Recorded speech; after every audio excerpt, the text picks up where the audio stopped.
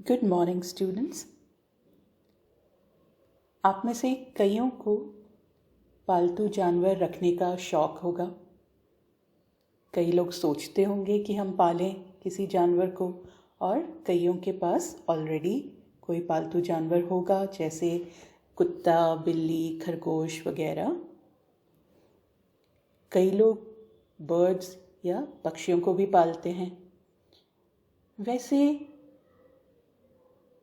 खुले गगन में उड़ने वाले उन पक्षियों को छोटे से पिंजरे में बंद होके कैसा लगता होगा, कभी सोचा है आपने? और जो लोग जेल में बंद होते हैं, क्या उन्हें भी कभी ऐसा ही कुछ महसूस होता होगा जैसे उन्हें भी किसी पिंजरे में बंद कर दिया गया हो? आज हम जो पाठ पढ़ने जा रहे हैं वो शायद हमारा ध्यान इन बातों की ओर ले जाए। तो चलिए हम आज का अपना पाठ शुरू करते हैं, जो है कक्षा 7 इंग्लिश का पाठ नंबर 6। स्टूडेंट्स, ये L.E. ग्रीव द्वारा लिखी गई एक कहानी है जिसका शीर्षक है I want something in a cage, यानी मुझे पिंजरे में कुछ चाहिए। केज का मतलब होता है पिंजरा।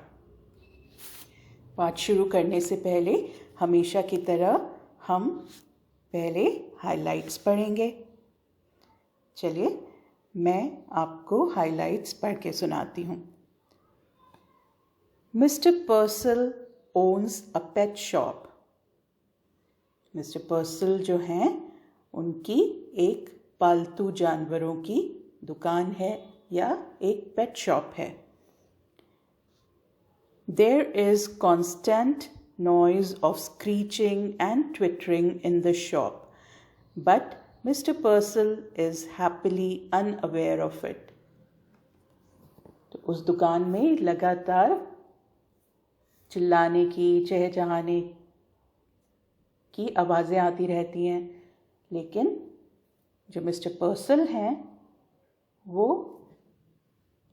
इन सब चीज़ों से अनभिज्ञ, अनजान रहते हैं। One cold morning, a strange customer calls।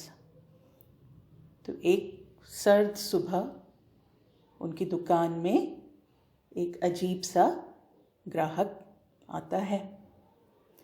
चलिए अब हम पहला पैराग्राफ पढ़ते हैं। Mr. Purcell did not believe in ghosts.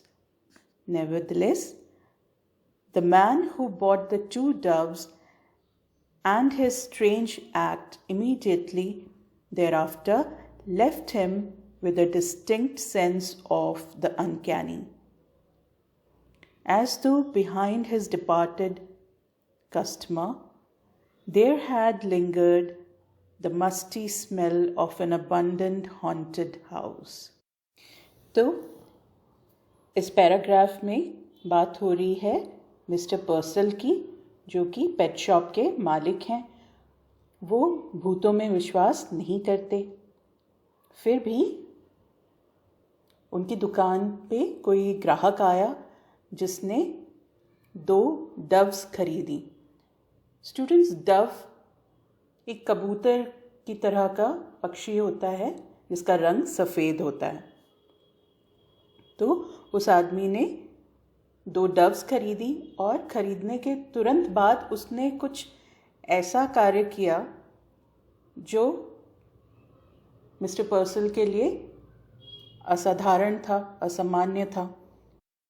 Mister पर्सल के लिए ये इतना असामान्य था कि उस ग्राहक के जाने के बाद भी उन्हें ऐसा महसूस हुआ मानो उनकी दुकान में एक दुर्गंध सी रह गई हो, ऐसी दुर्गंध जो किसी खाली पड़े भुतहा से मकान से आती है। चलिए अगला पैराग्राफ पढ़ते हैं। Mister Purcell was a small fussy man, red cheeks and a tight melon stomach. large glasses magnified his eyes so as to give him the appearance of a wise and genial owl. He owned a pet shop. He sold cats and dogs and monkeys. He dealt in fish food and bird seeds, prescribed remedies for ailing canaries, and displayed on his shelves long rows of ornate and gilded cages. He considered himself something of a professional man. इस paragraph में mister पर्सल का description दिया गया है। Mister पर्सल जो थे वो एक छोटे कद के फसी व्यक्ति थे। फसी कौन होता है? जो हर चीज़ में नुक्स निकालता है और उसे खुश करना आसान नहीं होता। उनके गाल लाल थे और उनका जो पेट था वो खरबूजे की तरह गोल और मोटा था। बड़े से चश्मे में उनकी आँखें और भी बड़ी लगती थी और इसकी वजह से वे समझदार और जीनियल यानी मिलनसार लगते थे, एक उल्लू की तरह। उल्लू जो कि बुद्धिमान चिड़िया मानी जाती है। तो मिस्टर पर्सल की एक पेट शॉप थी जहाँ वे बिल्लियाँ, कुत्ते, बंदर वगैरह बेचा करते थे। साथ ही मछलियों का खाना, चिड़ियों का दाना भी बेचते थे। बीमार कैनरी के लिए इलाज बताया करते थे। स्टूडेंट्स, कैनरी भी एक प्रकार की चिड़िया होती है। उनकी अलमारियों में सजे हुए पिंजरे कतार से रखे हुए थे और इस वजह से वो अपने आप को एक प्रोफेशनल, एक पेशेवर मानते थे। प्रोफेशनल कौन होता है? जो किसी खास प्रोफेशन या काम से जुड़ा होता है, उसके बारे में सब जानता है। तो मिस्टर पर्सल को भी लगता था कि वे पेट्स के बारे में सब कुछ जानते हैं, इसलिए वे अपने आप को प्रोफेशनल मानते थे। चलिए अब हम अगले पैराग्राफ पे आते हैं। A constant stir of movement pervaded his shop. Whispered twitters, sly rustling, squeals, cheeps, and sudden squeaks. Small feet scampered in frantic circles, frightened, bewildered, blindly seeking. Across the shelves pulsed this endless flicker of life. But the customers who came in said, "Aren't they cute? Look at that little cage. They are sweet." And Mr. Purcell himself would smile and briskly rub his hands and emphatically shake his head. तो mister पर्सल की जो pet shop थी उसमें हमेशा हलचल सी रहती थी, यानी जानवरों की तरह तरह की आवाज़ें आती रहती थी। कभी चिड़ियों की चहचहाहट थी, कभी सरसराहट थी। छोटे छोटे पैर गोल गोल चक्कर काटते रहते थे अपने पिंजरे में, यानी जो चिड़ियाँ पिंजरे में बंद थीं वो गोल गोल चक्कर काटती रहती थी, थोड़ी डरी हुई, थोड़ी व्यग्र, कुछ ढूंढती हुई सी।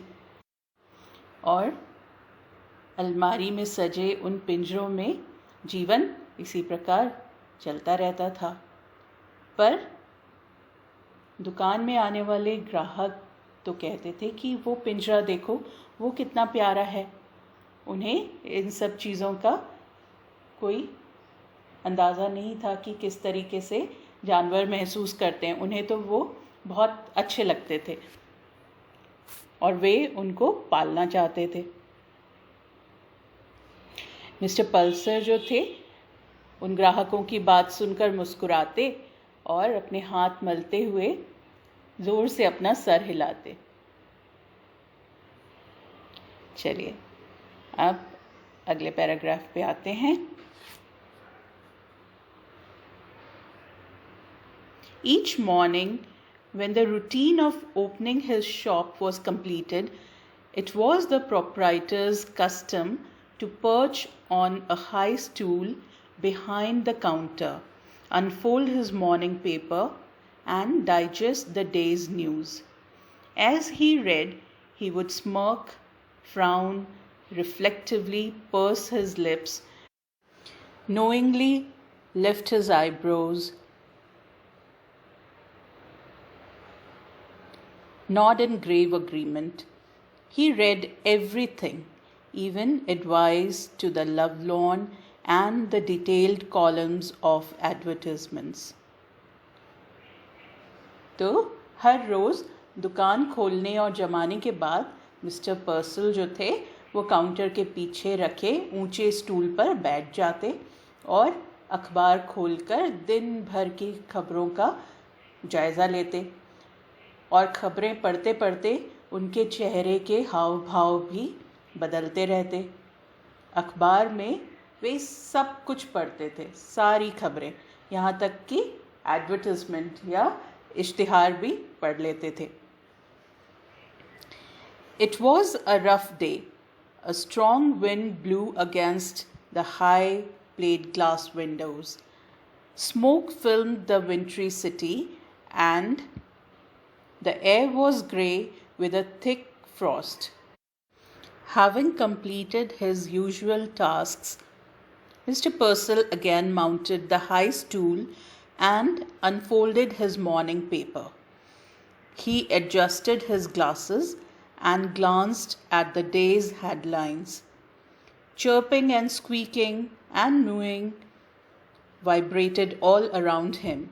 Yet Mr. Purcell heard it no more than he would have heard the monotonous ticking of a familiar clock. तो उस दिन मौसम ख़राब था, तेज़ हवा चल रही थी, बहुत तेज़ ठंड थी, गला देने वाली जो ठंड होती है ना, फ्रॉस्ट जो होता है ऐसे, जिसको हम हिंदी में बोलते हैं पाला, गीली गीली सी गला देने वाली तेज़ ठंड। कोहरे की वजह से सब धुंधला था। मिस्टर पर्सल रोज़ की तरह अपना काम निपटाकर अखबार पढ़ने बैठे। हमेशा की तरह उनके चारों ओर पक्षियों और जानवरों का शोर था, पर उसके बावजूद वे उस शोर पे ध्यान नहीं देते थे। उनके लिए वो रोज़ की बात थी, वो उस शोर के आदी थे। उनके लिए वो वैसे ही था जैसे कि घड़ी की टिक टिक। There was a bell over the door that jingled whenever a customer entered. This morning, however, for the first time Mr. Purcell could recall, it failed to ring. Simply he glanced up and there was the stranger standing just inside the door, as if he had materialized out of thin air. तो वो जो दुकान का दरवाज़ा था उस पे एक घंटी लगी थी। जैसे ही कोई ग्राहक अंदर घुसता तो वो बज उठती, पर इस सुबह पहली बार वो नहीं बजी। मिस्टर पर्सल ने जब अपनी नज़रें उठाई तो एक अजनबी को दुकान के अंदर पाया। ऐसा लगा मानो वो हवा में से प्रकट हुआ हो। The storekeeper slid off his stool. From the first instant he knew instinctively, unreasonably, that the man hated him, but out of habit he rubbed his hands briskly together, smiled and nodded.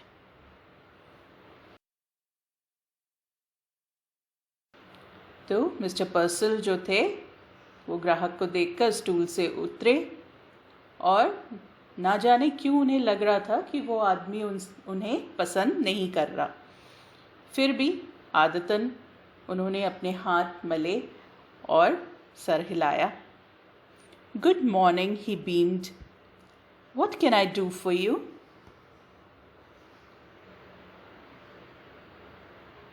और उन्होंने उस आदमी का अभिवादन किया और उससे पूछा कि मैं आपके लिए क्या कर सकता हूँ।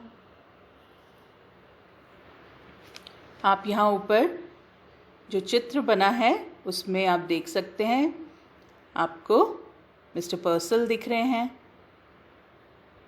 और वो अजीब सा ग्राहक दिख रहा है जो अचानक ही प्रकट हो गया, और साथ ही सारे वो पेट एनिमल्स और बर्ड्स भी दिख रहे हैं पिंजरों में।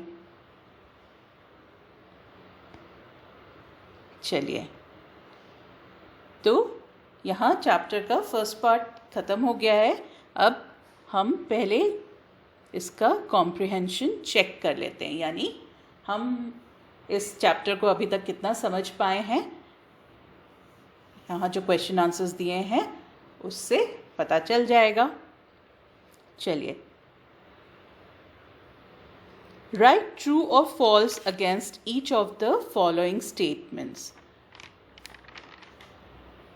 निम्नलिखित वाक्यों के आगे सही है या नहीं आपको बताना है।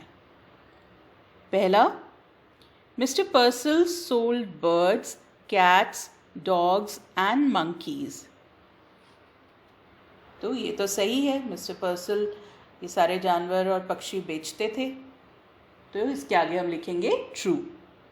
नेक्स्ट है, he was very concerned about the well-being of the birds and animals in his shop. Mister पर्सल को अपने दुकान के जानवरों की बड़ी परवाह थी, वो फिक्रमंद रहते थे उनकी सेहत वगैरह को लेके। तो ये है फॉल्स, ये सही नहीं है, क्योंकि वो तो अनभिज्ञ थे। उनके जो आसपास शोर कोलाहल होता रहता था उससे उनको कोई फ़र्क नहीं पड़ता था कि मेरे ये जो पक्षी हैं, जानवर हैं, ये क्यों इतना शोर मचा रहे हैं। तो ये हो गया फॉल्स।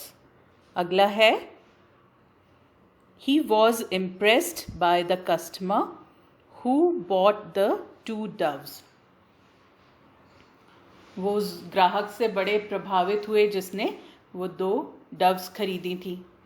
तो ये भी फॉल्स है, सही नहीं है, क्योंकि उसका व्यवहार मिस्टर पर्सल को काफ़ी असामान्य लग रहा था।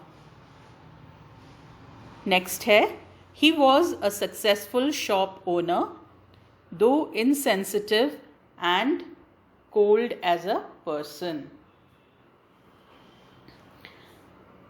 कि वो एक सक्सेसफुल यानी सफल दुकानदार थे, हालांकि एक व्यक्ति के रूप में वो संवेदनशील नहीं थे। तो इसका जवाब है फॉल्स, क्योंकि वे लोगों से काफ़ी अच्छी तरह से, सहजता से और अच्छे से मिलते थे, गर्मजोशी के साथ मिलते थे, इसलिए हम उनको इनसेंसिटिव नहीं बोल सकते। अच्छा, अब हम आते हैं दूसरे प्रश्न पे। Why is Mr. Purcell compared to an owl? Mister पर्सल की तुलना उल्लू से क्यों की गई है? इसका उत्तर लिखिए। Mr. Purcell was compared to an owl because his large glasses magnified his eyes, giving him the appearance of a wise and genial owl. वो जो बड़ा सा चश्मा पहनते थे उसकी वजह से उनकी आँखें जो थी वो और भी ज़्यादा बड़ी लगती थी, और इस वजह से वो दिखने में एक उल्लू की तरह लगते थे, एक समझदार और मिलनसार उल्लू। Question 3, from the third paragraph pick out. अब जो तीसरा पैराग्राफ हमने पढ़ा है उसमें से हमें कुछ चुनना है। क्या है? Number 1, words associated with cries of birds. कुछ ऐसे शब्द चुनने हैं जो कि चिड़ियाओं की आवाज़ें बताते हैं, उससे जुड़े हुए हैं। चलिए, तो आप वर्ड्स लिखिए। Words associated with cries of birds are twitters, cheeps, squeaks. Second है words associated with noise. वो शब्द जो शोर से जुड़े हों। Words associated with noise are rustling, squeals, squeak. Next है question 3, words suggestive of confusion and fear. ऐसे शब्द जो आपके अंदर डर और परेशानी बताते हों, तो वो वर्ड्स हैं frantic, frightened, bewildered and blindly seeking. Frantic, frightened, bewildered and blindly seeking. चलिए, अब क्वेश्चन 4, चौथे पृष्ठ पे आ जाइए। Mr. Purcell heard it no more than he would have heard the monotonous ticking of a familiar clock. Read para beginning with it was a rough day. तो हमने ऊपर जो पैराग्राफ पढ़ा था, it was a rough day, है ना, ये जो चित्र बना हुआ है दूसरे पृष्ठ पर, उसके जस्ट ऊपर वाली लाइंस, उस पैराग्राफ से ये क्वेश्चन 4 का वाक्य लिया गया है। अब इसमें हमें करना क्या है? इसमें हमें बताना है, पहला, what does it refers to. Question 4 में जो ये वाक्य है, मिस्टर पर्सल हर्ड इट, तो ये जो इट आ रहा है ये किसकी ओर इशारा कर रहा है, क्या बता रहा है? और सेकंड हमें बताना है, why does mister पर्सल not here it clearly. पहला है वो इट क्या है, और दूसरा उस इट को क्यों नहीं उन्होंने ठीक से सुना। चलिए, इसका हम जवाब देते हैं। It refers to the chirping, comma, squeaking and mooing of birds and animals in Mr. Purcell's pet shop.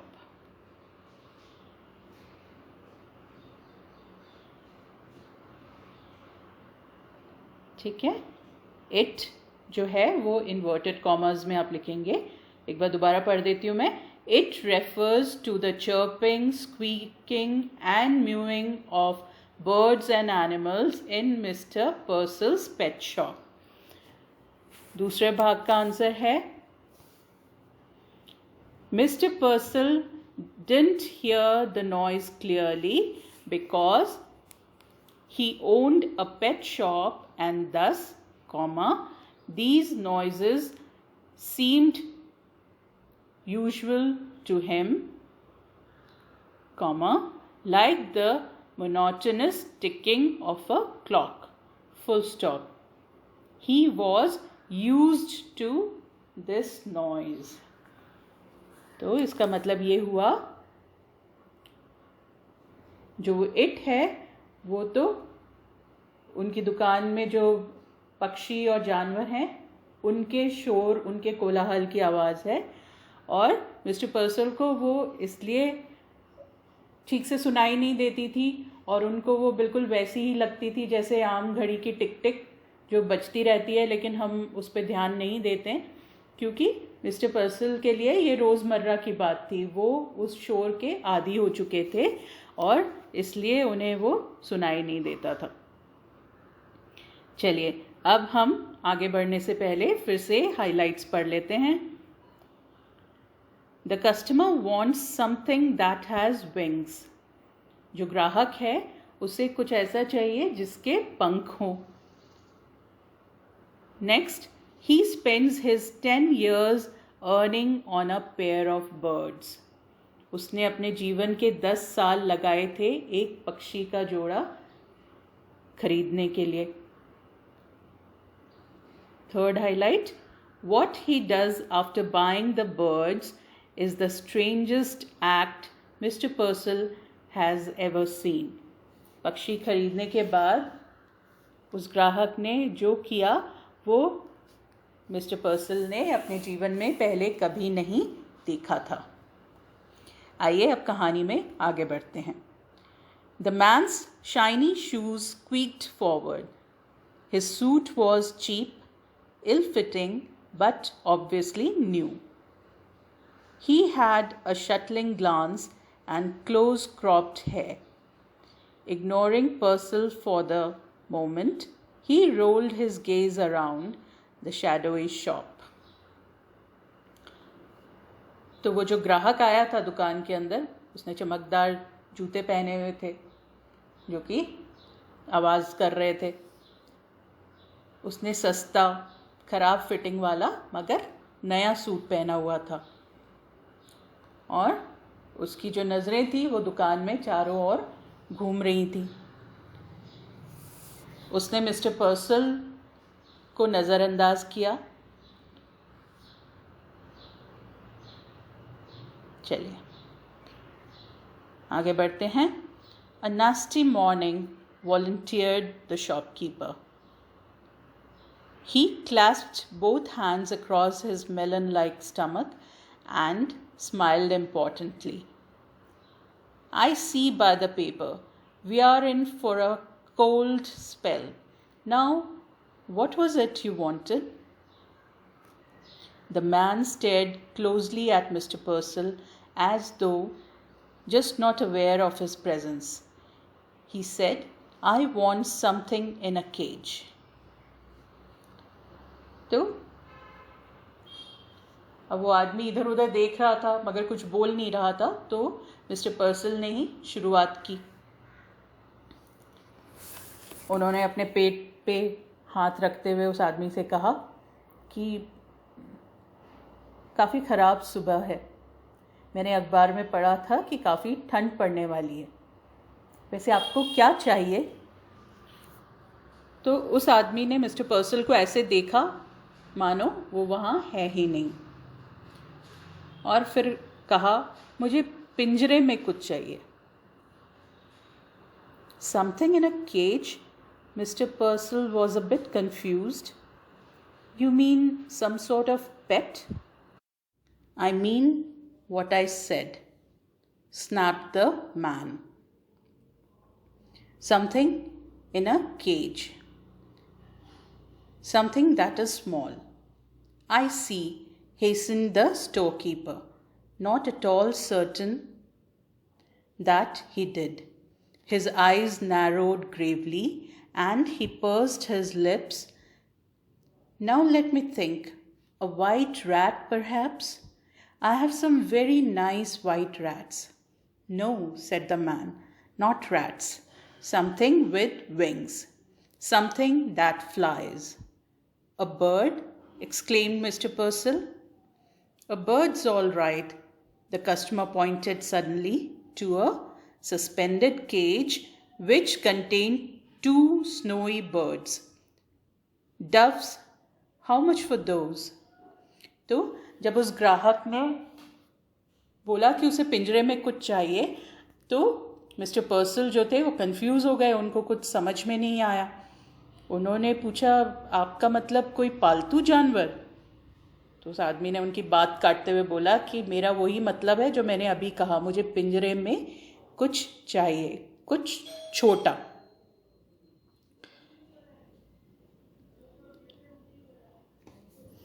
तो मिस्टर जो पर्सल थे उन्होंने कहा कि मुझे सोचने दीजिए, शायद आपको सफ़ेद चूहा चाहिए। मेरे पास कुछ अच्छे सफ़ेद चूहे हैं। तो उस आदमी ने कहा कि नहीं, मुझे चूहा नहीं, मुझे कुछ ऐसा चाहिए जिसके पंख हों, जो उड़ सकता हो। मिस्टर पर्सल ने हैरानी से कहा, कोई पक्षी? तो उन्होंने कहा हाँ, पक्षी चलेगा। और फिर उसने एक लटके हुए पिंजरे की तरफ देखा और उसमें 2 सफ़ेद चिड़ियाँ थी, यानी डव्स थी। तो उसने कहा कि ये आप कितने में दोगे? चलिए अब हम आगे बढ़ते हैं। 550 came the prompt answer, and a very reasonable price. They are a fine pair. 550. The man was obviously crestfallen. He hesitantly produced a $5 bill. I'd like to have these birds, but this is all I've got. Just $5. तो mister पर्सल ने उन doves के दाम बताए 5.5 और कहा कि ये काफ़ी वाजिब दाम है। $5.5 सुन के वो आदमी हताश हो गया। उसने झिझकते हुए एक $5 का नोट निकाला और बोला कि मैं ये पक्षी खरीदना तो चाहता हूँ, पर मेरे पास सिर्फ इतना ही है।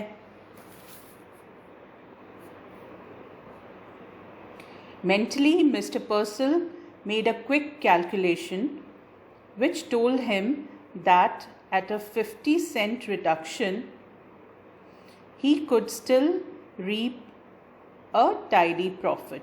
He smiled magnanimously.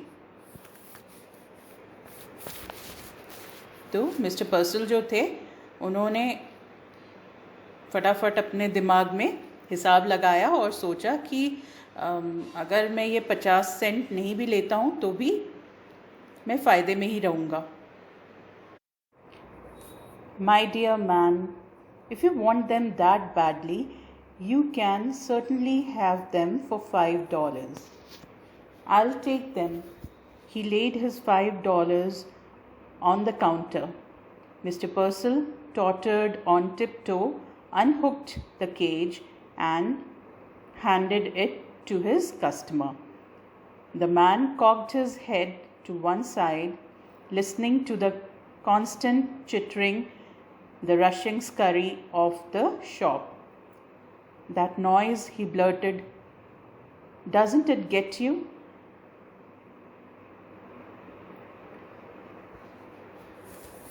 तो मिस्टर पर्सल ने मुस्कुराते हुए उस आदमी से कहा कि आपका इतना मन है इन डव्स को लेने का, तो ये आपको मैं $5 में ही दूंगा। तो उस आदमी ने $5 रखे काउंटर पे और बोला कि मैं ये डव्स को लेता हूँ। मिस्टर पर्सल अपने पंजों के बल खड़े होके उन्होंने वो पिंजरा उतारा और उस आदमी को दे दिया। उस आदमी ने अपना सर एक तरफ करते हुए वो जो शोर आता है सारे जानवरों का उस दुकान में, बोला कि ये जो शोर है क्या ये आपके दिमाग में नहीं चढ़ता है? Noise? What noise? Mr. Purcell looked surprised. He could hear nothing unusual. The customer glared. I mean, all this caged stuff drives you crazy, doesn't it? Mr. Purcell drew back. Either the man was insane or drunk. He said hastily, Yes, certainly, I guess so.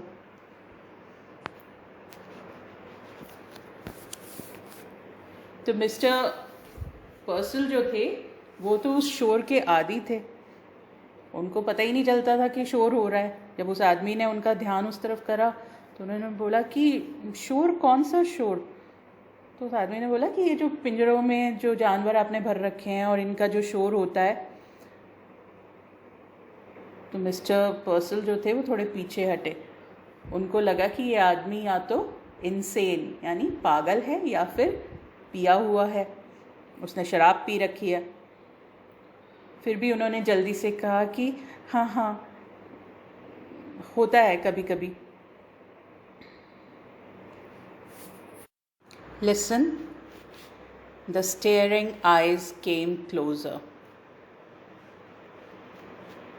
How long do you think it took me to make the $5?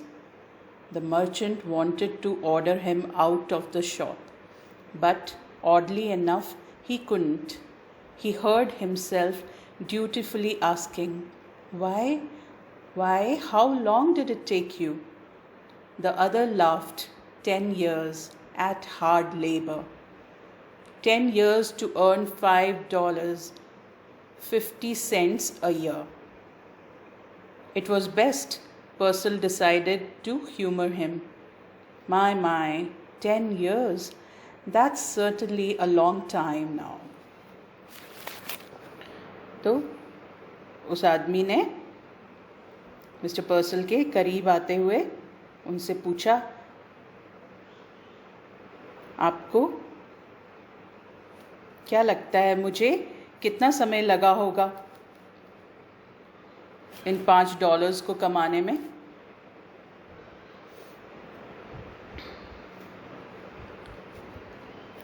Mister पर्सल का मन हुआ कि उसको दुकान से बाहर निकाल जाने का आदेश दें, पर वो ऐसा कर नहीं पाए।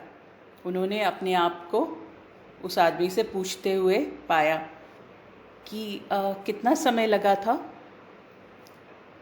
उस आदमी ने हंसते हुए बोला, 10 साल। 10 साल की कड़ी मेहनत के बाद मैं ये $5 कमा पाया हूँ, 50 सेंट हर साल के हिसाब से।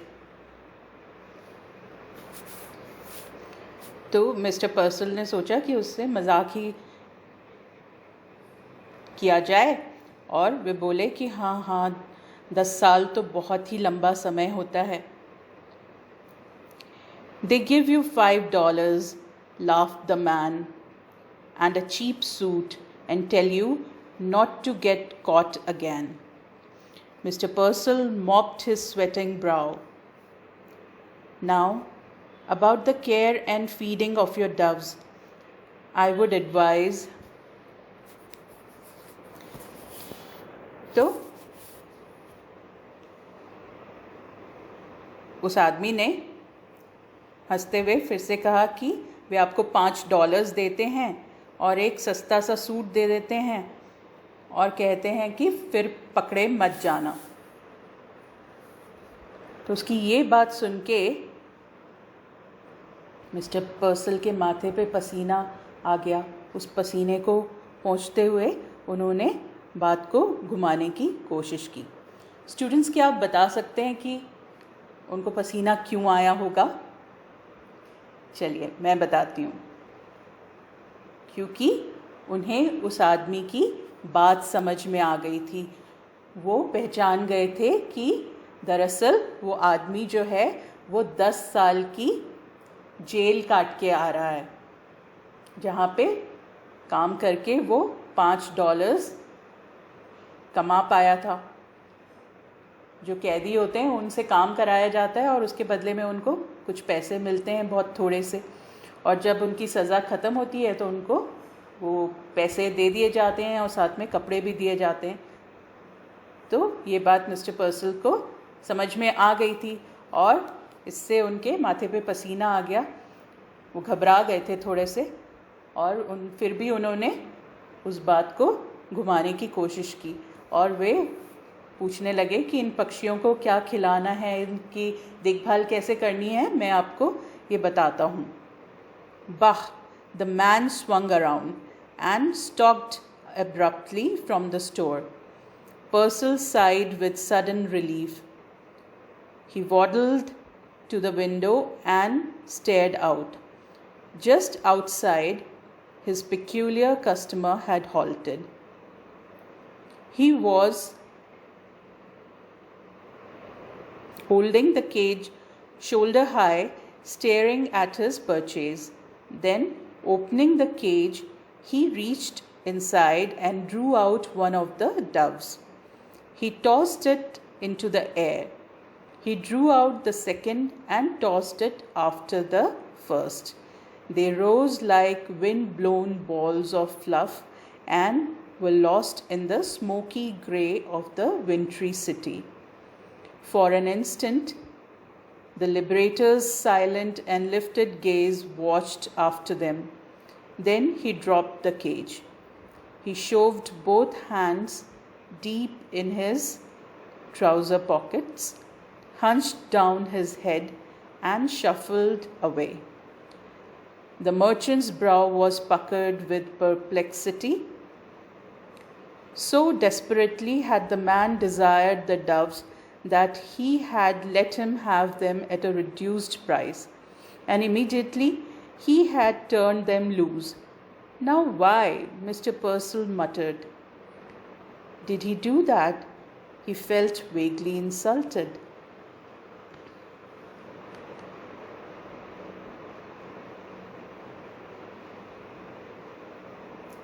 तो जब मिस्टर पर्सल ने उस आदमी का ध्यान दूसरी तरफ खींचना चाहा तो वो आदमी मुड़ा और दुकान से बाहर चला गया। मिस्टर पर्सल ने राहत की सांस ली। वो खिड़की के पास आए और बाहर देखा कि वो आदमी अभी भी वहीं खड़ा था, पिंजरा उठाकर देख रहा था। फिर सहसा उसने पिंजरा खोला, एक डव को निकाला और आकाश में उछाल दिया। फिर दूसरे के साथ भी वैसा ही किया। वे दोनों पक्षी आकाश में उड़ गए और उस कोहरे में ओझल हो गए। उस आदमी ने थोड़ी देर तक चुपचाप उनको देखा और फिर पिंजरे को ज़मीन पे गिरा दिया। दोनों हाथ जेब में डाले, सर झुकाया और चला गया। चित्र में आप उस आदमी को पिंजरा खोलकर पक्षी उड़ाते देख सकते हैं। मिस्टर पर्सल भी उसको हैरानी से देख रहे हैं। मिस्टर पर्सल ने जब वो दृश्य देखा तो वे असमंजस में पड़ गए। उन्होंने सोचा कि वो आदमी कितनी शिद्दत से वो डव्स खरीदना चाह रहा था और इसी वजह से उन्होंने उसको कम दाम में वो डव्स दे भी दिए। और इसने क्या किया? उन्हें आज़ाद कर दिया। ऐसा उसने क्यों किया? और ये सोचकर वे खुद को थोड़ा सा अपमानित महसूस करने लगे। तो स्टूडेंट्स, ये थी हमारी आज की कहानी। वो आदमी क्योंकि जेल में रह के आया था, कैद में रह के आया था। कैद भी वैसा ही है जैसे किसी आज़ाद पंछी को आपने पिंजरे में बंद कर दिया, तो शायद उसको वो घुटन और वो जो व्यग्रता, वो जो बेचैनी होती है, उसका एहसास था। और साथ ही साथ उसको आज़ादी की कीमत भी पता थी। इसीलिए उसने एक जोड़ा पक्षी खरीदा और उनको आज़ाद कर दिया खुले गगन में, खुले आकाश में। चलिए, ये हमारी कहानी यहाँ पे ख़त्म होती है और अब हम आते हैं कॉम्प्रिहेंशन चेक पे। पहला क्वेश्चन पढ़ते हैं। Do you think the atmosphere of Mr. Purcell's shop was cheerful or depressing? Give reasons for your answer. चलिए, the atmosphere of Mr. Purcell's shop was cheerful because of the presence of so many chirping and squeaking birds and animals. Full stop. However, all these birds and animals were in cages, and no one can be happy in a cage. Full stop. Hence, comma, the atmosphere was in a way depressing as well. Full stop. तो सवाल हमारा ये था कि mister पर्सल की जो दुकान थी वहाँ का जो माहौल था वो खुशनुमा था या सैड, दुखी वाला था। आप अपने कारण बताइए आंसर के। तो हमने जवाब दिया कि जो दुकान का माहौल था वो खुशनुमा भी था, क्योंकि वहाँ पे इतने सारे पक्षी थे, जानवर थे जो हमेशा चहचहाते थे, शोर मचाते थे।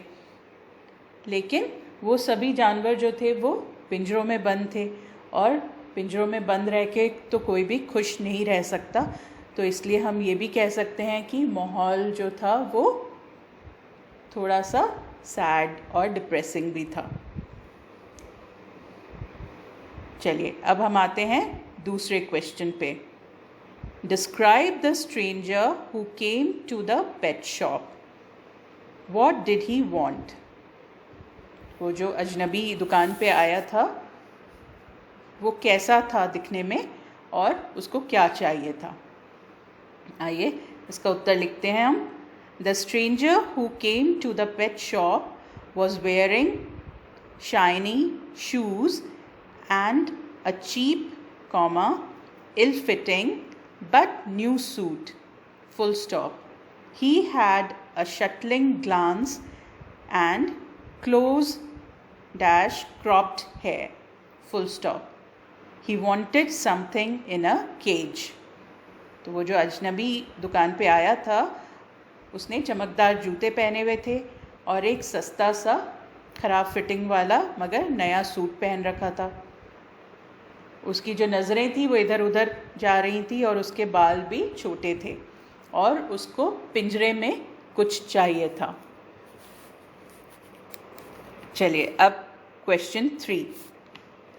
The man insisted on buying the doves because he was fond of birds. Do you agree. वो जो आदमी था वो डव्स खरीदने पे ज़ोर दे रहा था क्योंकि उसे पक्षी पसंद थे।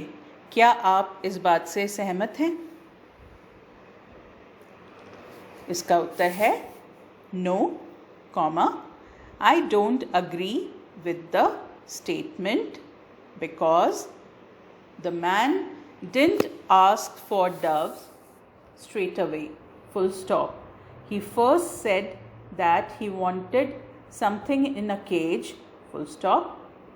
Later he added that he wanted something that flew. Full stop. This shows that he did not buy the doves because he was fond of them.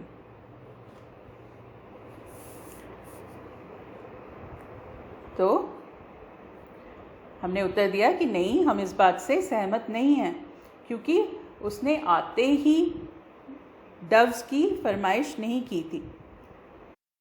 पहले उसने कहा कि उसे कुछ पिंजरे में चाहिए, फिर उसने जोड़ा कि कुछ ऐसा जो उड़ सकता हो। तो इससे हमें पता चलता है कि उस आदमी को पक्षियों से कुछ खास लगाव नहीं था।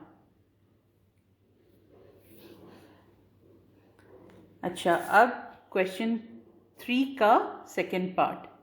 How had he earned the $5 he had.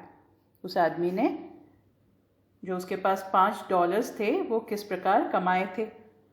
आइए इसका उत्तर हम देते हैं। The man told mister पर्सल that it took him 10 years to earn the $5. Full stop. He said that he had been given $5 and a cheap suit and had been told not to get caught again. Full stop. This implies that the man was serving a prison sentence and was freed recently. Full stop. He had earned the money in the prison, 50 cents a year. Full stop. तो उस आदमी ने mister पर्सल को बोला कि उसे 10 साल लगे वो $5 कमाने में।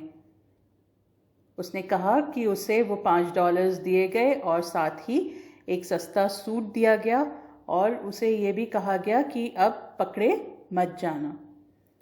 तो इस सब से ये साबित होता है कि वो आदमी जो था वो 10 साल की कैद काट रहा था और हाल ही में आज़ाद हुआ था। वो पैसा उसने वहाँ जेल में कैदी के तौर पे काम करते हुए कमाया था, हर साल का 50 Saint.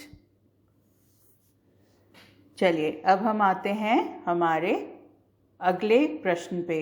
Question 4. Was the customer interested in the care and feeding of the doves he had bought? If not, why not?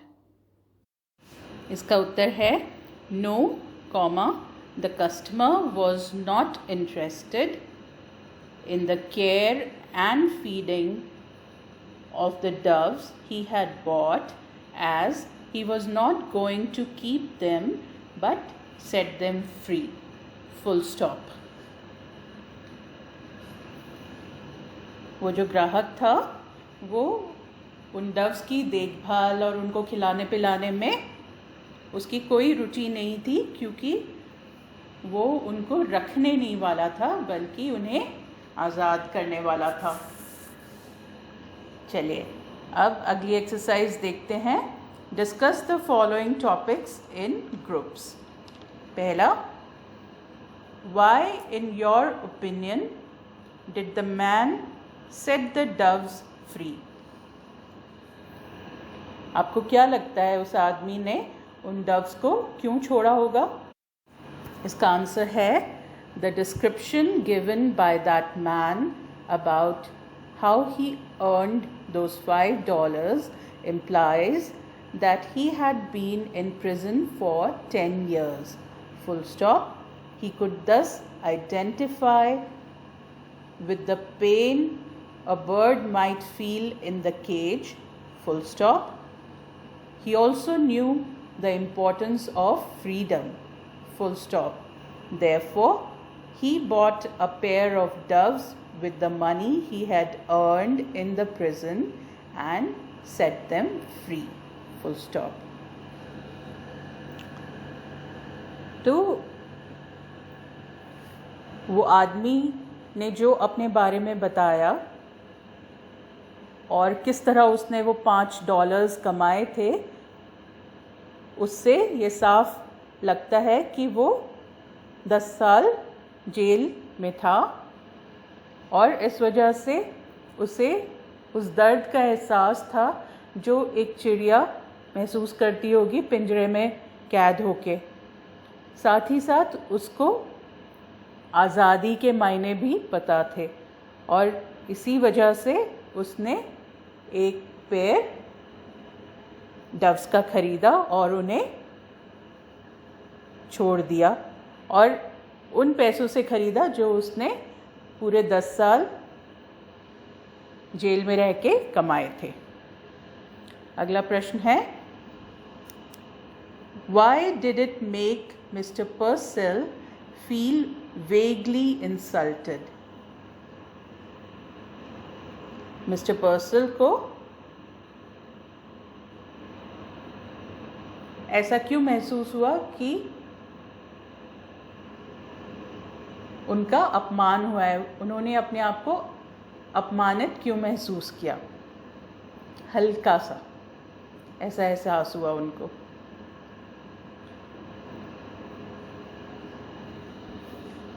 Vaguely का मतलब होता है जो साफ तौर पे ना हो, अस्पष्ट तौर पे हो, है ना। उस आदमी ने डायरेक्टली तो उनका अपमान नहीं किया था, पर फिर भी मिस्टर पर्सल को ऐसा लगा कि उनका अपमान हुआ है। ऐसा क्यों? आंसर है इसका, mister पर्सल was the owner of a pet shop and considered himself as a professional. Full stop. Customers bought birds and animals from him to keep as pets in their houses. Full stop. He thought that the man who was ready to spend his entire income of $5 on a pair of doves must be wanting them desperately, full stop. That is why Mr. Purcell sold the doves at a reduced price, full stop. He also started telling the man about their care and feeding, full stop. But the man showed no interest, full stop. He walked out of the shop and freed the 2 doves from the cage, full stop. This act made Mr. Purcell feel vaguely insulted. Mr. Purcell, जिनकी वो pet shop थी और लोग उनसे हमेशा आके जानवर और पक्षी वगैरह खरीद ले जाते थे, मिस्टर पर्सल अपने आप को प्रोफेशनल मानते थे। तो जब वो आदमी आया और उसने बहुत ज़्यादा इंटरेस्ट शो किया कि वो उन डव्स को ख़रीदना चाहता है, मगर उसके पास सिर्फ $5 थे, जबकि मिस्टर पर्सल ने उनकी कीमत बताई थी $5.5। पर क्योंकि वो इतनी शिद्दत से उन डव्स को ख़रीदना चाहता था, तो मिस्टर पर्सल ने 50 सेंट कम लेके वो बर्ड्स उसको दे दी थी, ये सोच के कि वो वाकई उन बर्ड्स को चाहता है। लेकिन उस आदमी ने ऐसा कोई उत्सुकता, कोई इंटरेस्ट शो नहीं किया था मिस्टर पर्सल जब उनको बताने लगे कि कैसे आप उन चिड़ियाओं की देखभाल कर सकते हैं। उसने कोई इंटरेस्ट शो नहीं किया और बाहर जाकर वो पिंजरे में से दोनों चिड़ियों को आज़ाद कर दिया। तो उसके बिहेवियर और उसकी जो उसने ये एक्शन किया था वो देख के मिस्टर पर्सल को लगा कि उनका अपमान हुआ है। चलिए, यहाँ हमारे क्वेश्चन आंसर्स ख़त्म होते हैं और अब हम कुछ वर्ड मीनिंग्स देख लेते हैं जो हमने अभी इस लेसन में देखे थे। पहला है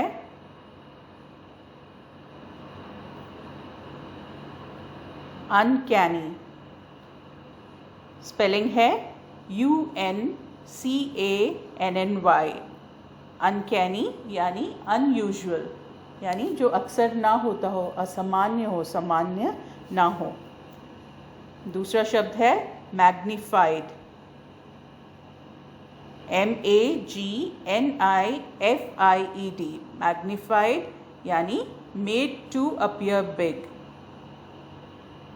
यानी किसी चीज़ को बड़ा दर्शाना। अगला है canary, CANARY। Canary, a small bright yellow bird noted for its singing। Canary, जैसा कि मैंने आपको पहले भी बताया था, एक चिड़िया होती है जो बहुत चमकदार पीले रंग की चिड़िया होती है और उस अपनी मीठी आवाज़ के लिए जानी जाती है। अगला है पर्च, PERCH। पर्च यानी सिट, बैठना। नेक्स्ट वर्ड है डाइजेस्ट, DIGEST। डाइजेस्ट यानी read and understand fully. Actually में डाइजेस्ट का मतलब होता है हजम करना। तो इस लेसन में उसका मतलब है कि मिस्टर पर्सल जो थे वो अखबार शुरू से लेके आखिर तक पूरा पढ़ जाते थे, हर छोटी से लेके बड़ी खबर तक पढ़ जाते थे, हजम कर जाते थे। ठीक है, तो पढ़ना और ठीक से समझ जाना। चलिए, अब अगला शब्द देखते हैं, shuttling glance, SHUTTLING। Shuttling glance, GLANCE। इसका मतलब होता है constantly looking to and fro. Shuttling का मतलब जैसे हम बैडमिंटन खेलते हैं ना, तो इधर से उधर शटल जाती है, वैसे ही ग्लांस यानी नज़र इधर से उधर जा रही है, एक जगह स्थिर नहीं रह रही। नेक्स्ट है स्नैप्ड, SNAPPED, स्नैप्ड यानी सेड एंग्रीली, गुस्से से कहा। अगले प्रश्न पे आते हैं। नेक्स्ट वर्ड है स्नोई, SNOWY, स्नोई यानी बर्फ के जैसा, सफ़ेद, WHITE, वाइट, स्नोई यानी white. Crest fallen, CREST, crest, FALLEN, crest fallen का मतलब होता है डिसअपॉइंटेड।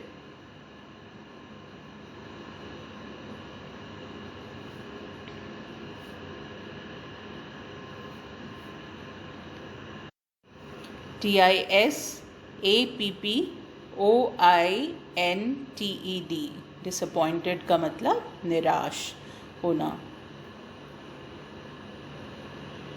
नेक्स्ट है मैग्नानिमसली, MAGNANIMOUSLY, इसका मीनिंग है जेनरसली, उदार भाव से, बड़े दिल वाले। He smiled a broad smile, he smiled magnanimously, मतलब उन्होंने एक बड़ी सी मुस्कुराहट दिखाई। Tottered, TOTTERED, tottered यानी, tottered का मीनिंग है moved unsteadily, यानी लड़खड़ा के चलना।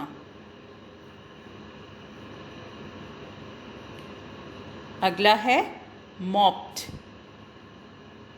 MOPPED, mopped यानी wiped, WIPED यानी पोंछना। ठीक है स्टूडेंट्स, तो ये थे हमारे कुछ डिफ़िकल्ट शब्द जिनके हमने स्पेलिंग्स, प्रोनाउंसिएशन और मीनिंग्स सीखे। तो आज का हमारा चैप्टर यहीं ख़त्म होता है। अगली बार मिलने तक take very good care of yourself and keep learning something new. Thank you.